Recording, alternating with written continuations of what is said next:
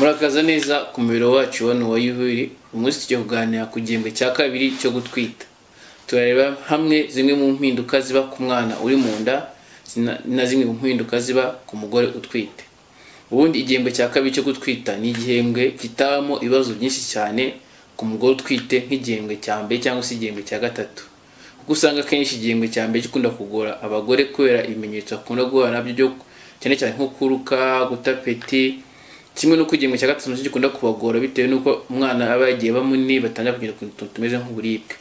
Igihembwe cya kabiri cyo gutwita ni igihembwe akenshi cyo nk'igihembwe cy'amahoro ku bagore kuko usanga kitabamo ibibazo byinshi cyane bitandukanye.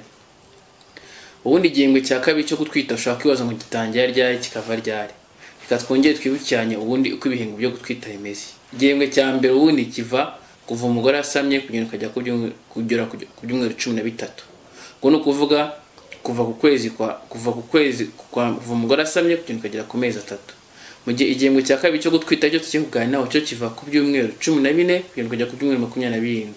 Ngo kuva ku mezi 4 kugenda ukagera ku mezi 6.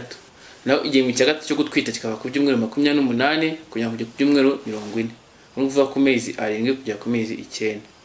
Rero igihembwe cya kabiri cyo gutwita icyo wamenyaho cya mbere mu mpinduka ziba ku mwana nuko akenshi igihembwe cya kabiri cyo gutwita gitangira umwana yaramaze kugira ibice by'umubiri byose tubona umuntu aba afite umutwe ugaragara, afite amaboko agaragara, afite intoki, afite n'amaguru.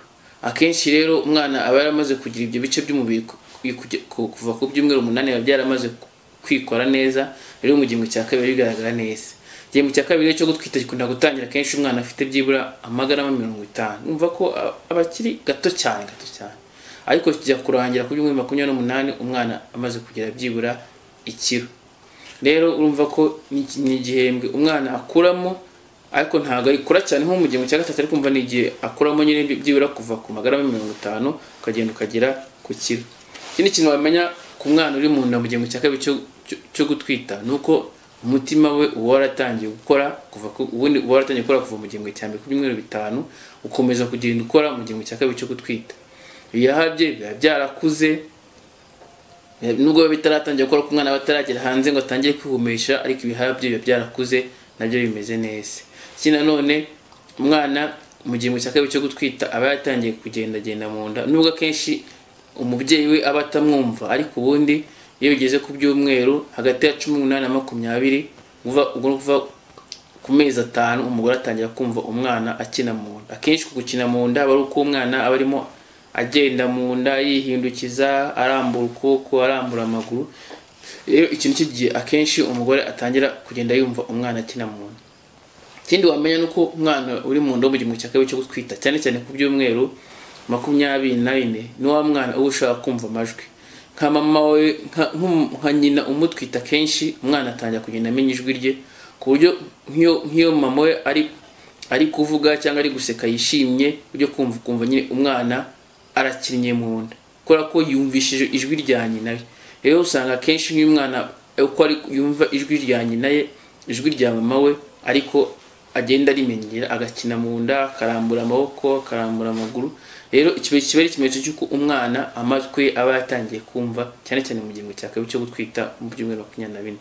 Ikindi nanone wamenya nuko akenshi n'amaso bura y'umwana yaba yatangiye gukora nubwo aba atabona neza nkuko wowe ubona, ariko akenshi ubushakashatsi bwagaragaje ko umwana uri mu nda mu gihembwe cya kabiri cyane cyane ku byumweru 24 amaso yaba akora neza. Hari nk'ubushakashatsi bakoze bagafata itoroshi bakamurika ku nda bakabona ko akenshi umwana nawe ashobora gutera sibyo gukina amaguru kubera ko bamuritse urumuri rupika cyane ku nda. Umva amaso ye nayo mu nda aba ari kubona. Rero ibice byinshi by'umubiri by'umwana mu gihembwe cya kabiri byaremye kandi byaratangiye kugenda bikora. Ikindi wamenya nuko ubundi nkuko umwana mu nda aba ari kumwe n'ikizu kirimo amazi ayo twita amniotic fluid. Akenshi rero ayo ngayo aba ari inkari ubundi z'umwana. Rero mu gihembwe cya kabiri cyo gutwita kenshi umwana abazinywa akongera akazinyara nyine izo nkari z'umwana. Ikindi kintu wamenya nuko umwana nyine nicyo gihe nyine ubu mwumva nyine agenda akina sibyo nkuko twayavuze. Rero iyo haramutse habaye impinduka ubukwiye kuza kwa muganga. katurebere hamwe no impinduka ziba ku mugore utwite uri mu gihembwe cya kabiri cyo gutwita. Ubundi twabonyeho akenshi mu gihembwe cya mbere cyo gutwita umugore agira ibimenyetso byinshi cyane bitandukanye, harimo kuruka, gutapeta ku muntu agashaka kurya, sibyo, ibimenyetso byinshi cyane kenshi nyine ukabona bimubangamiye. Rero akenshi umugore aje mu gihembwe cya kabiri cyo gutwita bya bimenyetso bibangamira umugore byose cyane cyane biragenda, umugore akatangira kumva nyine akantu k'ubuzima kagarutse neza cyane. Rero igihembwe cya kabiri cyo gutwita niyo mpamvu akenshi ukunda gusanga abagore nta bibazo byinshi cyane ukunda guhuramo nk'igihembwe cya mbere cyangwa igihembwe cya gatatu. Ikindi kintu wamenya nuko akenshi abagore kenshi mu gihembwe cya mbere cyo gutwita amezi 3 ya mbere kubera bya bimenyetso bagira byo kuruka no kutagira apeti bakunda gutakaza ibiro. Rero akenshi usanga amezi 3 arangira baratakaje ibiro. Rero mu gihembwe cya kabiri cyo gutwita icyo wamenya nuko bijya kugera ku mezi 4 bya biro watakaje wabigaruye. Rero iyo wabigaruye nibwo wumva watangiye kugenda yongera ibira ko ugasubira ku byo wari ufite bwa mu mezi 3 ya mbere warabitaye no ku mezi 4 bikarangira wabigaruye. Rero kuva ku mezi 5 kuzamura kenshi usanga umugore atangiye kugenda yongera ibiro cyane hagati y'ibiro 2 na 2 n'igice ku kwezi. Iki rero ikimenyetso cy'uko nyine umugore ari gukura kugira ngo yakire umwana kandi n'umwana ari gukura mu nda neza. Rero kuva ku mezi 5 umwana inda iba umugore yongera by'ibiro hagati y'ibiro 2 n'ibiro 2 n'igice. Ikindi kintu ukwiye kumenya nuko akenshi mu gihembwe cya kabiri cyo kwita bimwe mu bimenyetso bikunda kugaragara ku bagore ukunda gusanga akenshi nko mu isura hatangiye kugenda haba umukara cyane, ugasanga abagore bamwe babigizeho ikibazo ngo se naye mavuta nakwisiga kugira ngo hataba umukara cyane. Ibi ngibi ni ibintu akenshi bigenda iyo umaze gutwita, iyo umaze kubyara ntabwo ukwiye kubigiraho inkeke cyane kuba watangiye kubona mu isura cyangwa ku nda hatangiye kugenda haba umukara cyane. Ibi ngibi ari ibimenyetso by'uko nyine imisemburo y'umubiri wawe n'ituma kenshi uruhu rw'umugore rutangiye kugenda rubigikara cyane mu gihe atwite. Ikindi kintu wamenya nuko akenshi abagore batwite mu gihembwe cya kabiri bakunda kugira ibintu byo kuribwa n'ibirenge cyangwa se ibyo twita leg cramp, ugasanga amaguru arabarya. Akenshi ahangaha icyo ugomba kumenya nuko kugira ngo ubyirinde cyangwa ubigabanye ari uko ugomba gukora agasiporo ukagenda byo niyo wagenda ahantu y'iminota 30 birafasha, kandi ukambara inkweto nyine zitari za zindi zamuye z'amahahiriza akunda kwambara zibangamiye cyane, ukambara inkweto ziri simple zituma nyine ubwo buribwe bwo mu birenge bugabanuka. Ikindi kintu gikunda kuba ku bagore batwite mu gihembwe cya kabiri ko bakunda kujya byo twita hemorrhoide. Ushaka kwibaza hemorrhoide ni iki? Hemorrhoide ubundi hari imitsi ibisubiza amaraso mu mutima, sibyo, ibiri mu kibuno cy'umugore. Rero iyo mu kibuno cy'umugore, rero iyi mitsi akenshi ikora ko nyababyeyi y'umugore iba yagiye iba nini cyane ituma imitsi isubiza amaraso mu mutima idakora neza, utunda gusanga utwo dutsi nyine tugenda tubyimba koko amaraso yagumyemo ari menshi cyane.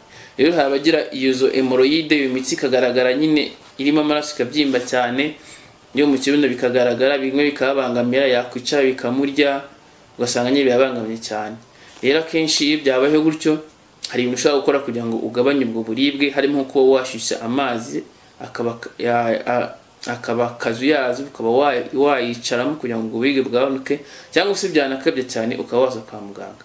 Rero hemorrhoide cyangwa se iyo mitsi yo mu kabuno iba yabyimbye irimo amaraso menshi bikunda kuba ku bagore batwite mu gihembwe cya kabiri. Gusa ariko iyo bikubayeho ushaka kuza kwa muganga bakaba baguha ibintu byagufasha, cyangwa se nawe ukifasha mu buryo nakubwiye bwo gushyushya amazi akazuyazi cyangwa se yasa nk'agiye guhora neza, ukaba washyira mu ibasi ukayicaramo, bigabanya ubwo buribwe bw'amahemorrhoide. Kandi akenshi iyo umaze kubyara za hemorrhoide zigenda zikira. Ikindi kintu ugomba kumenya ko umugore utwite mu gihembwe cya kabiri kuko akenshi inda iba yatangiye kugaragara ubundi kuva ku byumweru 16 kuva ku mezi 5 inda batangiye kugaragara. Bari byiza gutangira kugenda uryamira urubavu, cyane cyane urubavu rw'ibumoso. Byaba byiza ufite n'umusego ukawashyira umusego hagati y'amaguru, kuko akenshi nyine ibi ngibi bituma nyine nyababyeyi ibona amaraso neza, kuko akenshi ubundi kuryamira inda cyangwa se kuryamira umugongo bishobora gutuma nyababyeyi itabona amaraso ahagije, bikaba byagira ingaruka ku mwana. Niyo mpamvu ibyiza rero mu gihembwe cya kabiri cyo gutwita bari byiza ko umugore aryamira urubavu cyane cyane rw'ibumoso, kugira ngo nyine amaraso abashe kugenda gutembera neza mu mubiri. Ikindi kintu ugomba kumenya nuko akenshi mu gihembwe cya kabiri cyo gutwita ukunda gusanga nyine amasohoro cyangwa imigenda yo mu myanya n'agasina y'umugore yiyongera. Akenshi iyi ngiyi biba ari ingaruka z'imisemburo kandi akenshi nta kibazo biteye, usibye iyo atangiye kuzana impumuro itari nziza cyangwa akaba menshi cyangwa agasa umuhondo cyangwa agasa icyatsi, nibwo akenshi aba ari ikimenyetso cy'uko wagize ama-infection. Kandi ayo ma-infection ntabwo ari meza, bisaba ko uyivuza kugira ngo atazatuma nyine umwana agira ibibazo agashaka kuvuka igihe kitaragera. Ikindi kintu wamenya nuko mu gihembwe cya kabiri cyo gutwita, kubera ko nyababyeyi bagiye yatangiye kwiyongera ikagenda yegera n'uruhago isa nk'urubyiga, nibwo abagore bakunda kugira infection zo mu myanya y'inkari cyane. Kubera ko akenshi uko nyababyeyi igenda ibyiga uruhago ituma inkari zitabasha gusohoka neza zikaguma mu ruhago, noneho bigatuma ama-infection akuriramo cyane. Rero akenshi niba uri umugore utwite mu gihembwe cya kabiri ugatangira kugira ibimenyetso byo kunyara, ukaribwa, cyangwa se ukajya kunyara inshuro nyinshi cyane, cyangwa se rimwe na rimwe zikagucika, ariko cyane cyane kujya kunyara ukaribwa n'umuriro ari ibimenyetso by'uko wagize infection zo mu nkari. Rero ari byiza kwihutira kujya kwa muganga. Ushaka kwibaza umugore wo mu gihembwe cya kabiri cyo gutwita ubundi abagomba gusura kwa muganga inshuro zingahe, cyangwa se yagiye bagomba kumukora iki? Ubundi umugore wagize mu gihembwe cya kabiri cyo gutwita abakwiye gusura kwa muganga bwa mbere mu gihembwe cya kabiri ageze ku 20.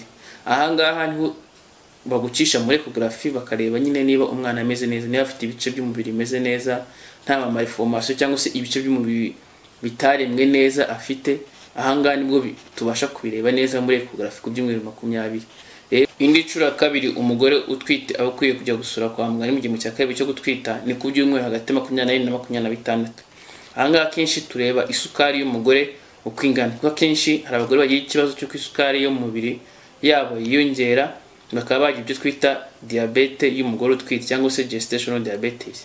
Iyi ngiyi ntabwo ari byiza ko biba bishaka gutuma umwana yagira ikibazo mu nda, akaba yanapfira no mu nda, cyangwa se yaje kuvuka akavuka bigoranye. Biba byiza ko umugore wese agize ku byumweru hagati ya 22 na 26 tumusuzuma isukari, tukareba ko isukari itari hejuru cyane. Ikindi nuko umugore akenshi tuba tugomba kureba n'umuvuduko we, cyane cyane niba utariyongereye hejuru kuva hejuru y'ibyumweru 20 kuzamura, kuko akenshi nibwo ukunda gusanga nyine umuvuduko w'abagore wiyongera, ukaba ari ibyo twita umuvuduko kunda cyangwa se gestational hypertension. Ibi ngibi rero bituma nyine uburyo umugore azakurikiranwa bihinduka, cyangwa se uburyo n'umugore azabyazwa bihinduka, kuko kenshi hari igihe bisaba ko babyazwa hakiri kare kubera ko umuvuduko yongereye. Urumva rero mu gihembwe cya kabiri cyo gutwita umugore agomba kujya kwa muganga kenshi byisumbuye kurusha mu gihembwe cya mbere. Rero ngo twayivuze, ubundi igihembwe cya kabiri cyo gutwita ni igihembwe kitabamo ibibazo byinshi cyane, sibyo? Ariko none ubu ukeneye gukurikirana kwa muganga kugira barebe ko utagize ibyo bibazo bikunda kuzana n'inda nk'umuvuduko w'amaraso ukabije, cyangwa se diabete, isukari yazamutse. Ariko ubundi muri rusange mu cya kabiri cyo gutwita ni igihembwe kitabamo ibibazo byinshi cyane. Mwakoze rero gukurikirana umuriro wacu rero hano kuri YouTube. Mukomeze nyine mukore like, mu subscribe kuri channel yacu, mu sharing n'abandi bantu, cyangwa se mugeze umusakaze no ku bandi bantu bamenye iyi channel yacu kugira bashe kumenya n'ibiganiro. Mwari kumwe na Muganga ufite na Aristide na ubutaha.